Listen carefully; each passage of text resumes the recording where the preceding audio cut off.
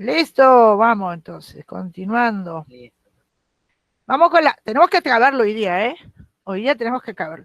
Entonces, la excepción de litispendencia. Este es un tema, esto ya entramos a otra órbita, ¿no?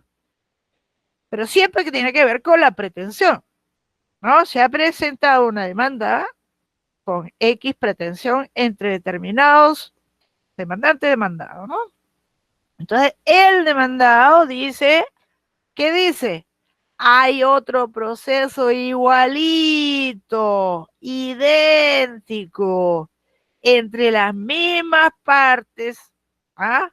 Con el mismo objeto, la misma causa, o sea, idéntico en todos sus elementos identificadores, idéntico. No puede haber dos procesos idénticos, ¿no? No puede haberlo. Y esa es la solución peruana. En el caso de haber dos procesos idénticos, uno de ellos debe desaparecer. ¿Cuál debe desaparecer? Pues aquel donde se ha notificado primero al demandado. Por eso el demandado dice, pero hay otro idéntico, ¿no? Tenemos el proceso 1 y el proceso 2. Idéntico. En el proceso 1 ya el demandado está notificado de no sé cuánto y nuevamente le notifican en el segundo proceso una segunda demanda idéntica. Entonces, el demandado dice, un momentito, ya hay otro proceso. Aquí el elemento clave para resolver si es fundada o infundada es la fecha de la notificación al demandado con la demanda. Por eso cuando hablamos de los efectos de la notificación, pues los efectos de la notificación está que surge la litispendencia en este sentido, ¿no? Surge un impedimento para que haya un segundo proceso sobre lo mismo. Recién allí, aquí no importa cuándo se presentó la demanda, puede ser que las dos demandas hayan sido presentadas en el mismo instante. Puede ser que la demanda 1 haya sido presentada después de la demanda 2. ¿Ah? Pero se notificó primero. ¿No? Se notificó primero. Entonces aquí la clave está en la fecha de la notificación para resolverla. Número 1, hay que establecer si realmente es idéntica. Tiene que ser idéntica, planteada por la misma parte o su sucesor. ¿Ah? Misma petición, misma causa. Identidad total. Entonces, tiene que desaparecer. La meta de esto, por eso el código dice siempre en el inciso quinto que si se declara fundada, se declara nulo todo lo actuado y conclusión del proceso. ¿No?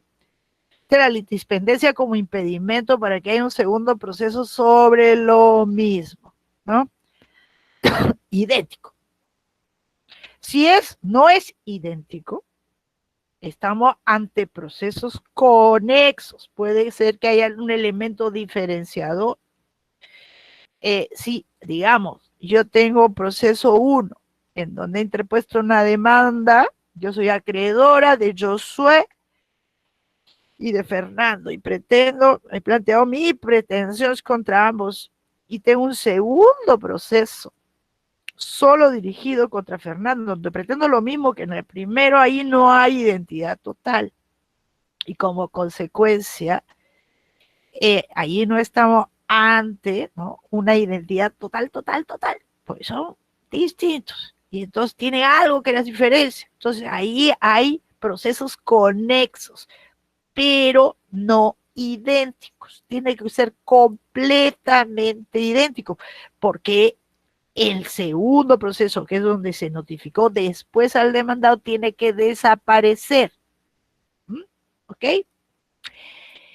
Esta es la litispendencia interna. Esto es lo que ocurre cuando tenemos, ¿no? Cuando tenemos dentro del territorio peruano. Inclusive esto funciona ante el mismo juez. Pensemos pues que estamos en aquellos lugares. Yo no sé, nunca he sabido, Fernando, sería interesante que hagamos una encuesta.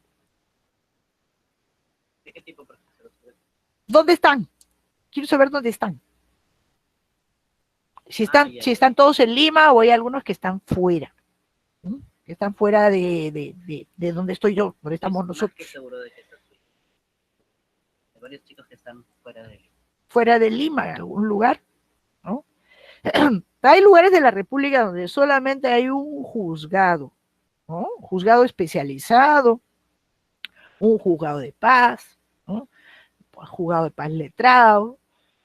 Y a nivel de juzgados especializados, ¿no? A veces hay solo juzgados mixtos que ven de todo, ¿no? Ven de todo, son los mixtos, que es una anomalía, eso no debería haber, ¿no? Era una anomalía mayor aquí a nivel de Lima, que haya juzgados mixtos, este mixto, ¿no? El mixto de Lurín había, uy, ese era uno que todos querían ir al juzgado mixto de Lurín. No sé si sigue existiendo, habría que ver, pero uno se va pues al mapa y ve, hay juzgados mixtos aquí en Lima, ¿por qué mixtos en Lima? Estas anomalías.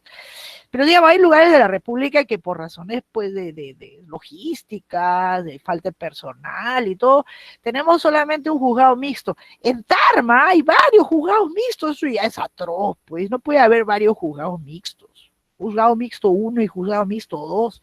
No, pues si tienes a 2 juzgados, pues hazlo, especialízalos, pues, ¿no? Pero eso es parte de las anomalías que hay en el Perú, ¿no? Eso sí es de ley orgánica, ¿no? La ley orgánica establece que puede haber mixtos, pero no debería ser. Pues. Si hay especialidades, pues hay que mantener las especialidades a nivel, las especialidades están establecidas a nivel de los juzgados, es justamente llamados especializados, los primeros, ¿no? Porque no hay por ley orgánica especialización a nivel de los juzgados de paz. Entonces, ¿qué puede pasar? Aquellos lugares donde solamente hay un juzgadito, puede haber 2 demandas idénticas. ¿No? 2 demandas idénticas. Podría la litispendencia no necesaria, usualmente, digamos, lo más razonable, es que sea ante juzgados distintos, pero también puede pasar que haya una litispendencia, o sea, 2 procesos idénticos pendientes, ante lo mismo órgano jurisdiccional. Puede ser que sí, puede ser que no.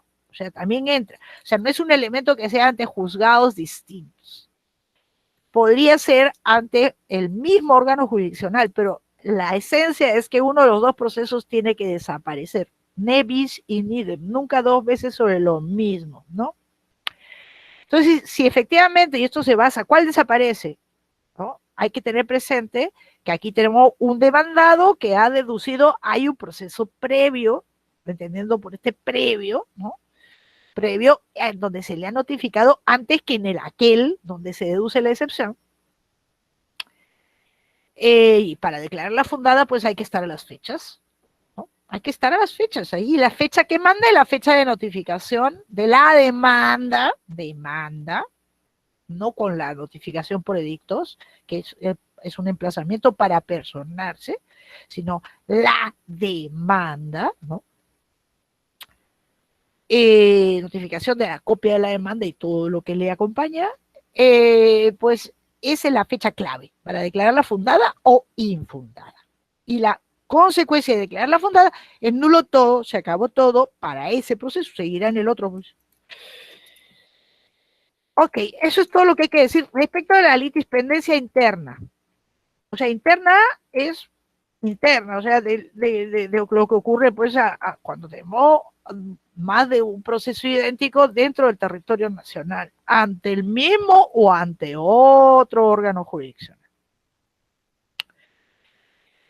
¿Qué pasa cuando tenemos un proceso en el Perú y otro proceso fuera del Perú, entre las mismas partes, con el mismo objeto? Eso es lo que se llama la litispendencia internacional, a la cual el artículo 2066 le dedica del Código Civil, en la parte de derecho internacional privado, unas palabritas, ¿no? Le da una regla. Dice, cuando está pendiente una acción anterior sobre el mismo objeto y entre las mismas personas, fuera del territorio peruano, ¿no? El tribunal peruano suspenderá la causa si puede prever que la jurisdicción extranjera emitirá dentro del lapso no mayor de 3 meses una resolución que pueda ser reconocida y ejecutada en el Perú. Aquí estamos frente al impedimento de la litis pendencia, pero internacional, digamos, se está siguiendo con el mismo objeto, entre las mismas partes, un proceso en España, en Madrid, ¿ok? Entonces, el demandado dice, un momentito, esto ya está siendo visto por un juzgado, por un órgano jurisdiccional extranjero. O sea, ¿y esto cómo lo hago valer? Lo hago valer a través de la excepción. Ah, bueno, debería poderse hacer, pero nos quedamos pues un poquito sin solución, porque no lo han pensado, porque estos tienen pues una visión muy corta, ¿no? Los que hicieron el CPC.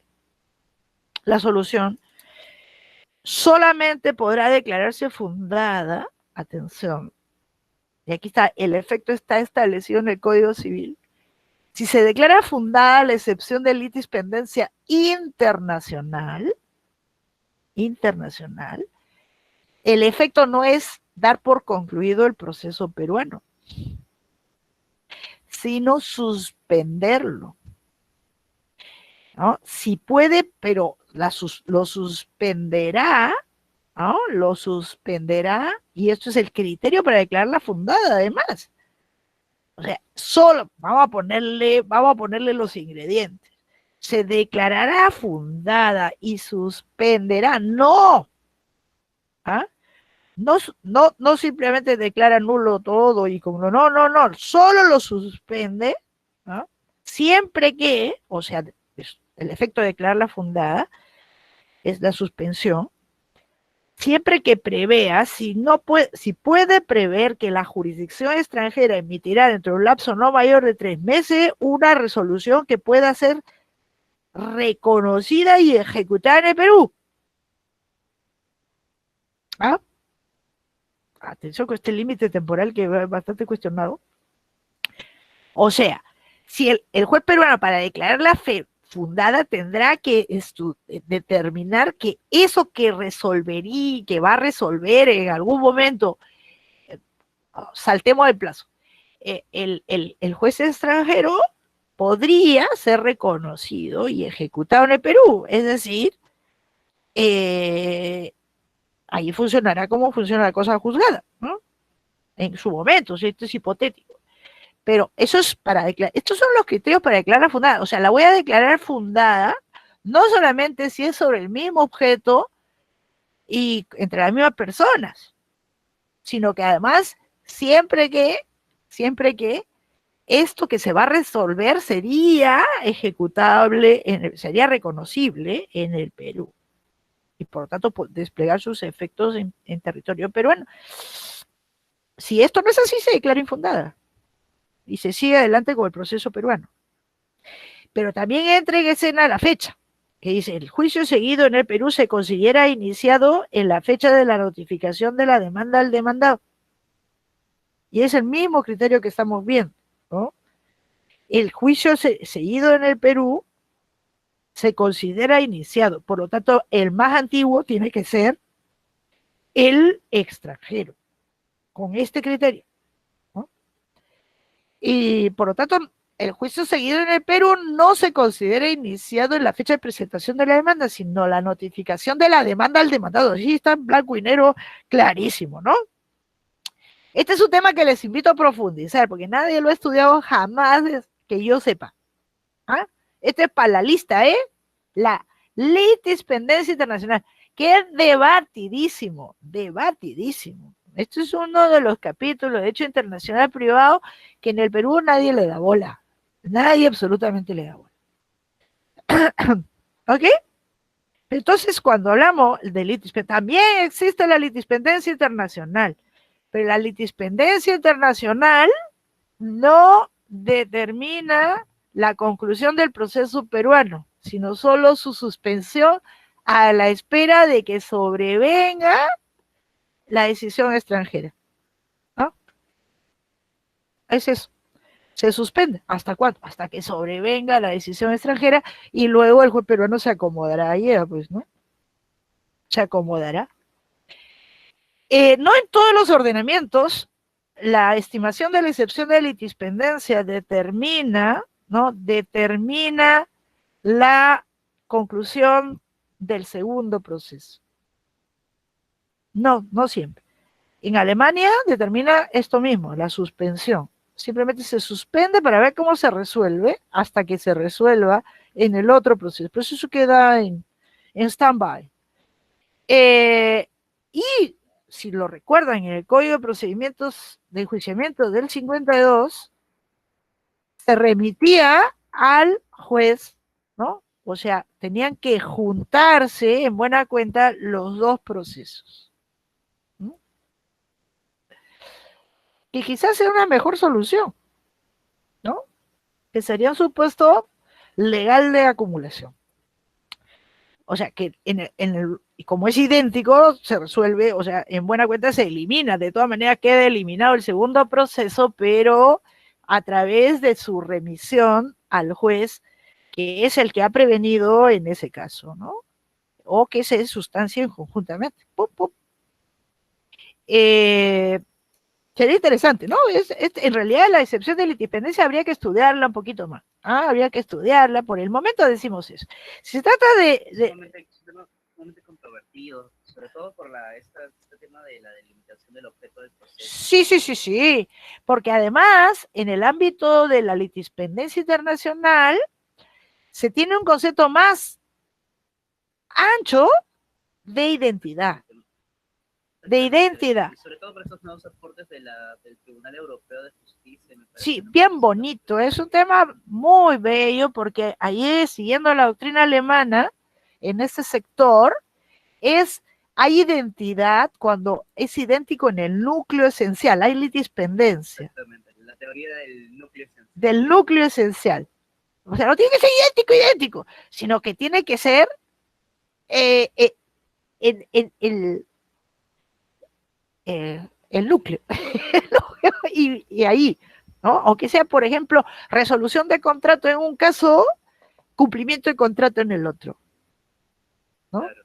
O sea, es el contrato, el núcleo esencial. El contrato. Eso ya hace que haya litispendencia internacional y que uno tenga que aguantar al otro, aguardar al otro. ¿A cuál? El más nuevo tiene que aguardar al más antiguo.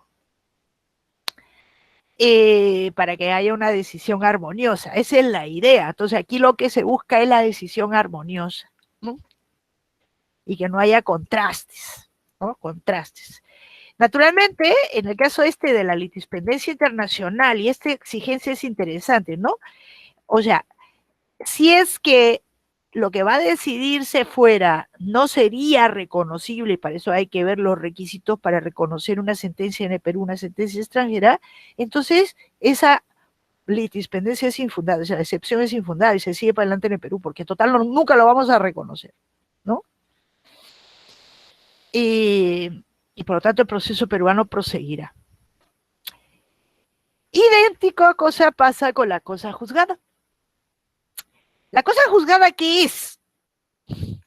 Bueno, la cosa juzgada es que ya se decidió sobre lo mismo, ¿no? O sea, si la litispendencia es la pendencia, o sea que todavía no se ha decidido y está ahí andando, la cosa juzgada, ¿qué cosa es? Es una litispendencia ya consumada con la decisión, ¿no? Ya se acabó la litispendencia y entró a otra categoría, ya es cosa juzgada. Eso, que fue objeto de un previo, ya no es objeto de un proceso idéntico, sino fue objeto de un proceso idéntico en todos sus elementos. Y por lo tanto hace surgir el impedimento, ¿no? El impedimento para que haya un nuevo proceso. Siempre es un impedimento para que se lleve adelante un segundo, tercero, cuarto, quinto, lo que sea, proceso sobre lo mismo. Y por tanto aquí, ¿cuál es el elemento diferencial que ya está decidido? Según el código, esto no significa solamente un proceso previo judicial, idéntico, entre las mismas partes, con el mismo objeto,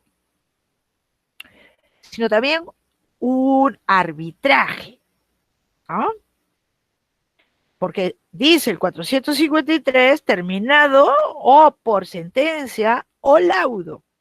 Por lo tanto, puede ser un proceso idéntico que ha terminado ya con una decisión y esa decisión ya es inamovible porque ya no es susceptible de recurso, de impugnación de ningún tipo, impugnación interna ordinaria.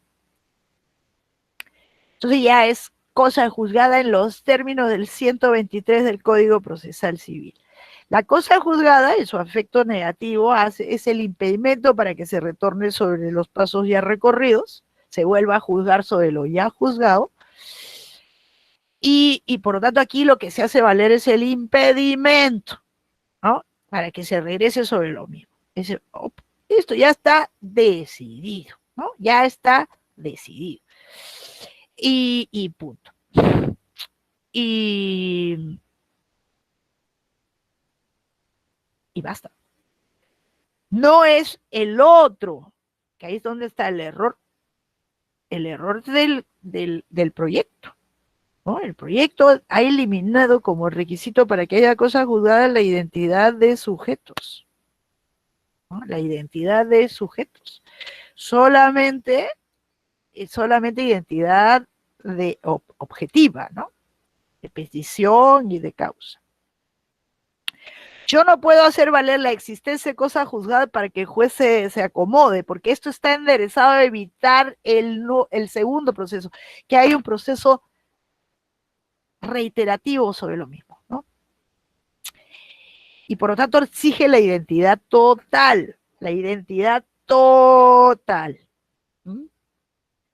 Porque si lo que yo quiero es hacer valer el efecto positivo de la cosa juzgada, es decir, que el juez en este segundo proceso tiene que adecuarse a lo que ya se decidió en otro, pues no funciona así, ahí lo alegaré en la contestación de la demanda, no aquí, porque esto está enderezado a evitar el proceso, ¿no? El segundo proceso.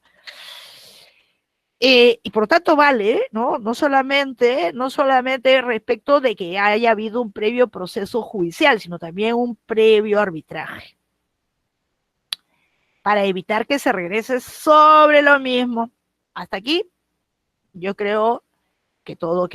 Pero existe un problema, ¿no? Yo he puesto juntamente, esto está en el inciso 8 del CPC, del 446, pero además hay otros casos, que son todos actos productores de cosa juzgada, o sea, de este impedimento, que es, 1, desistimiento de la pretensión. 2, conclusión del proceso por conciliación o transacción judiciales, donde expresamente, además, el 453 dice, ¿no? Dice que un previo proceso entre la misma parte, con el mismo objeto, ¿no?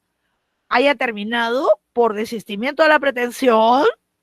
O sea, yo demandé a Fernando y a un cierto punto me arrepiento, me desisto de desistirse es arrepentirse, me desisto de la pretensión y digo, señor juez, me desisto de la pretensión, el juez me lo juzga si es sobre materia disponible y dice que ok, apruebo el desistimiento de la pretensión y según el código, en el artículo que ahorita les va a decir Fernando, dice que cuando esto ocurre, la aprobación del desistimiento de la pretensión equivale a una sentencia que ha declarado infundada la demanda. ¿Ya? O sea, eso hace como que si yo hubiera proseguido y me llega la sentencia y me declaran infundada la demanda, no tengo la razón y eso queda firme, ¿no? Vale, es igual, es una ficción de que me han declarado la demanda, infundada la demanda, porque no me la han declarado. O sea, ese es el efecto que produce. Con autoridad de cosa juzgada. O sea, eso entraría, si no lo dijera el CPC, pues estaría también dentro del inciso 8, ¿no? Y el agregado de la conclusión del proceso por conciliación o transacción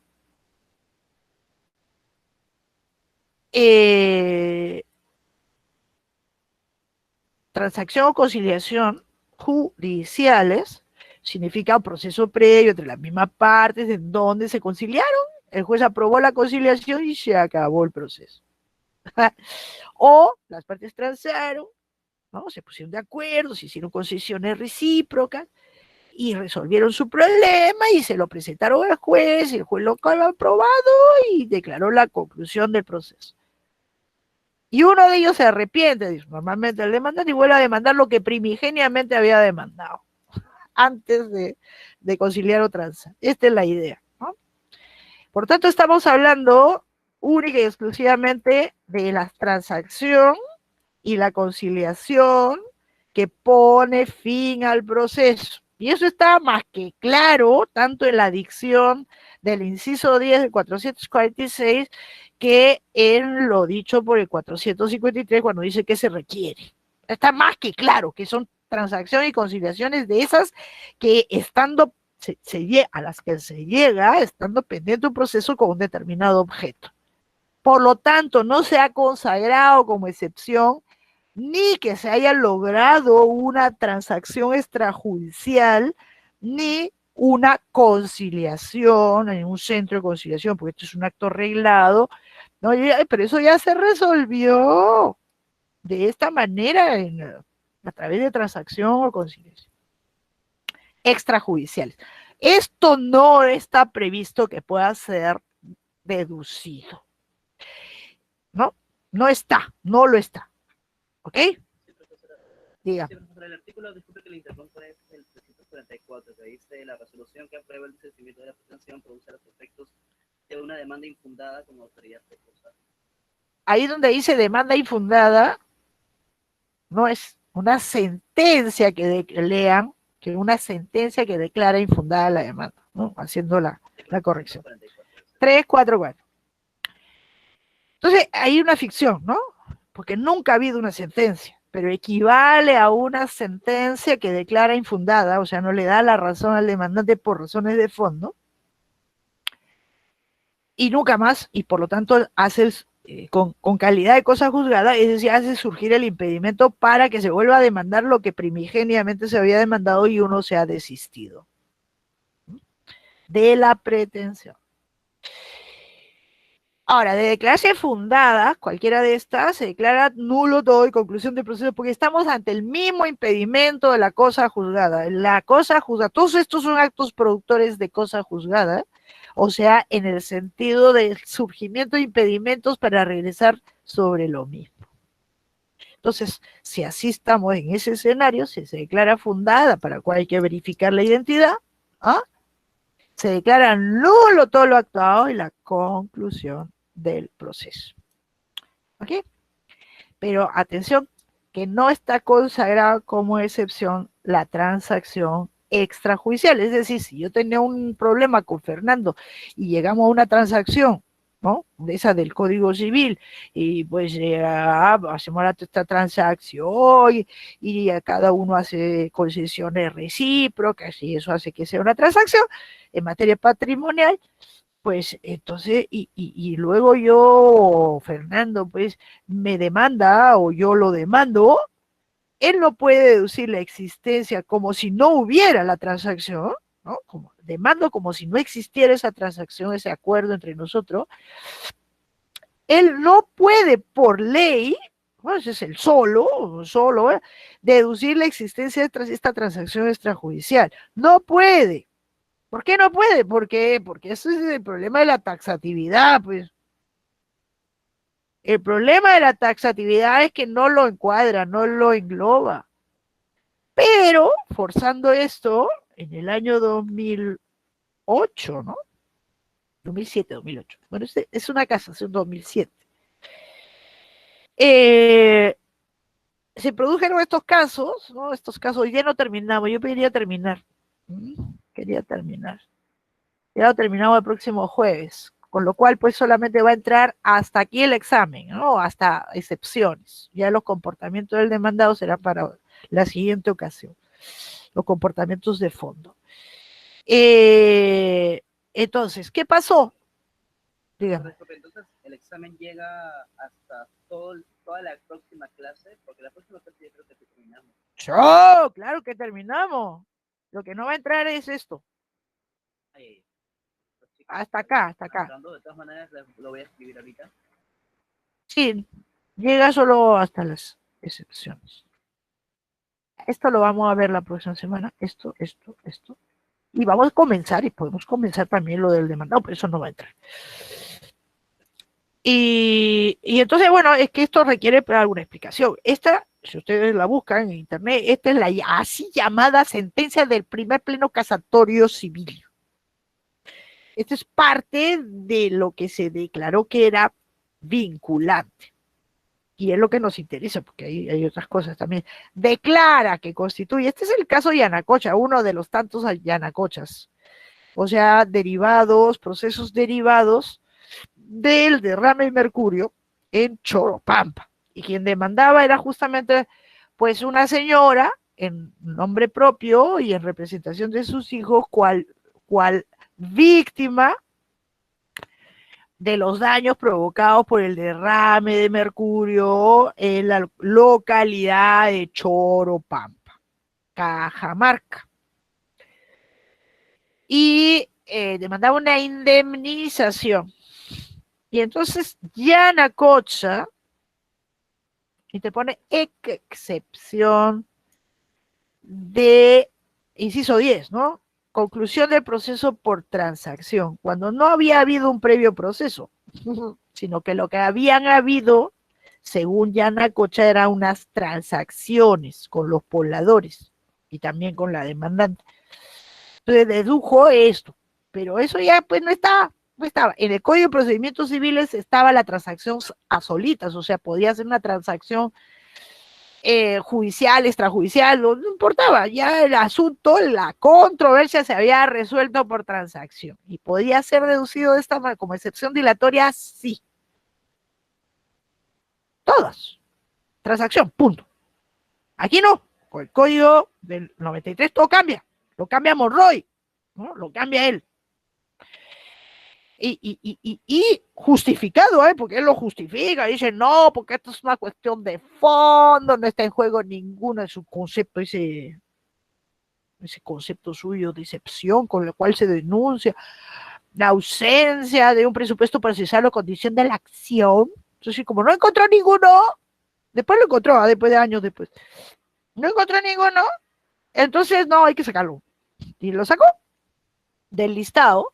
Estaba completamente, porque recién con el 25940, este decreto de ley de diciembre del 92, se introduce esta de la conclusión del proceso por transacción, pero no la transacción a secas.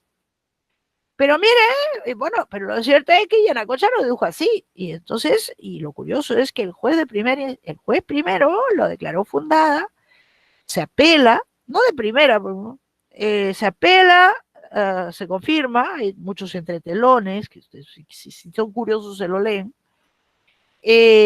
Finalmente lo que llega a la Corte Suprema es una resolución que declaraba fundada la excepción de conclusión, así con ese nombre, de conclusión del proceso por transacción, y como consecuencia que se acabó todo el proceso contra Yanacocha. O sea, Yanacocha venía ganando y que interpuso el recurso de casación fue la demandante, la parte demandante. Esto da lugar a que se convoque, bueno, tiene una serie de entretelones y bueno, resuelven esto todo la Sala Plena de la Corte Suprema. Sala Plena de la Corte Suprema, el órgano no jurisdiccional es, emite esta sentencia, que para mí es nula, y declara que constituye doctrina jurisprudencial los siguientes precedentes vinculantes.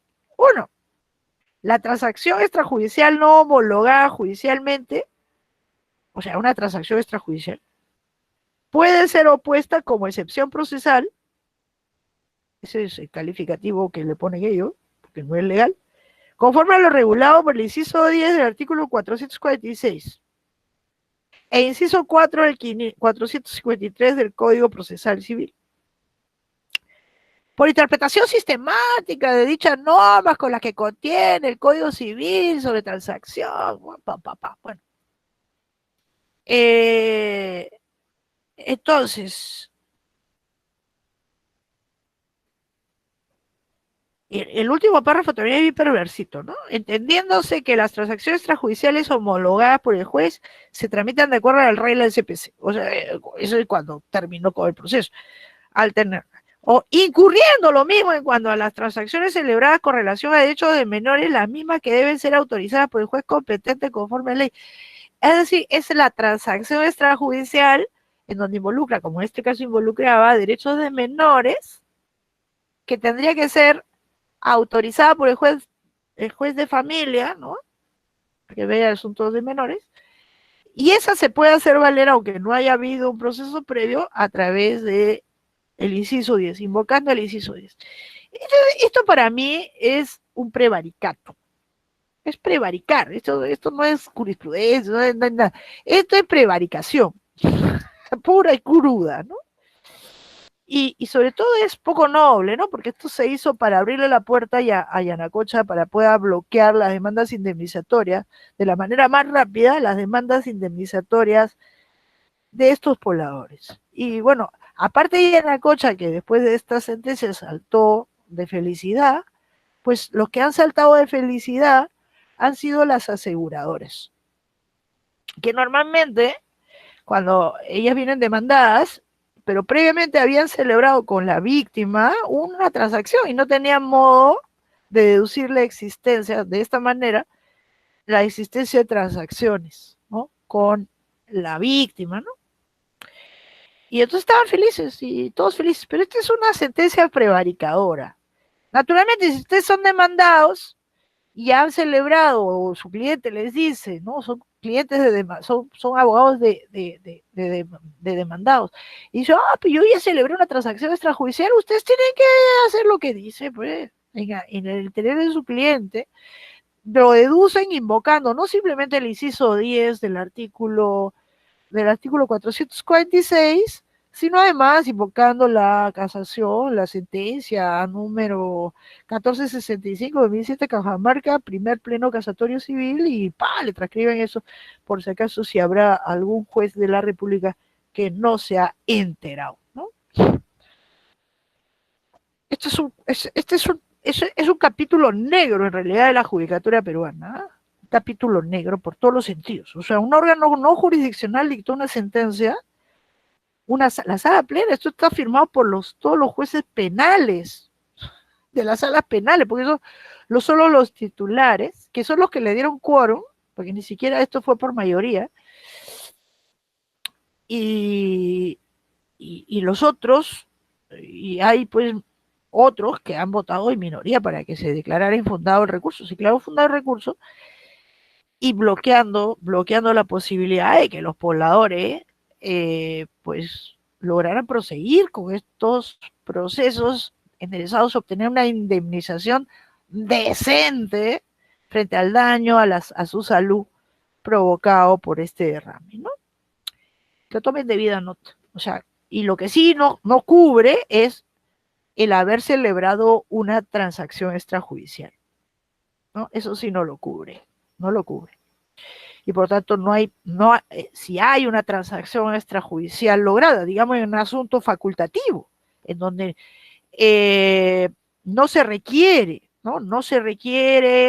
de conciliación previa para poder iniciar el proceso. Es un asunto donde las partes podrían lograr una conciliación conforme a la regla de la ley de conciliación, y lo han hecho, y entonces interpuesto la demanda. Luego se arrepintió uno, dijo, quiere hacerse loco con lo transado y demanda lo que primigeniamente pretendía, y eso está plasmado en la solicitud de conciliación,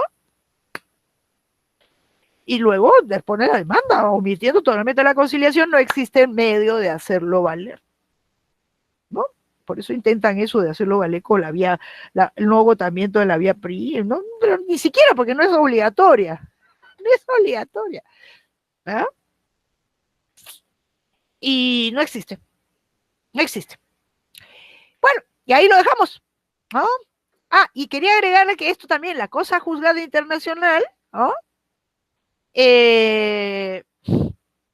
Si la cosa juzgada no se ha logrado, o sea, si la decisión es una decisión extranjera, ¿no? Y se pretende iniciar un proceso, ya ha iniciado en el proceso en Perú, un proceso con idéntico objeto que lo que ya ha sido decidido en el extranjero, pues se puede oponer la excepción de cosa juzgada internacional, ¿no? Y en esos casos, si se declara fundada estableciendo la triple identidad, ¿no? Esta identidad de parte, de objetos, dice, deja sin efecto lo actuado. O sea, aquí anda en perfecta línea el Código Procesal Civil. Se declara fundada, nulo todo lo actuado, se acabó el proceso peruano, ¿no? Así que calza perfecto. Muy bien, lo dejamos acá. Entonces, ¿qué nos falta ver? Vamos a ver qué nos falta ver. Nos falta, estamos exactamente acá. Nos falta la caducidad y la prescripción, el convenio arbitral, reflexiones sobre el convenio arbitral, reflexiones importantes, ¿no? Importantes, y ahí terminamos. Y lo que terminamos la próxima semana es lo que va a ser objeto de examen para la subsiguiente, ¿no? Y además le vamos a coger unas sentencias, de esas que ya han trabajado, ¿ah? De esas que ya han trabajado.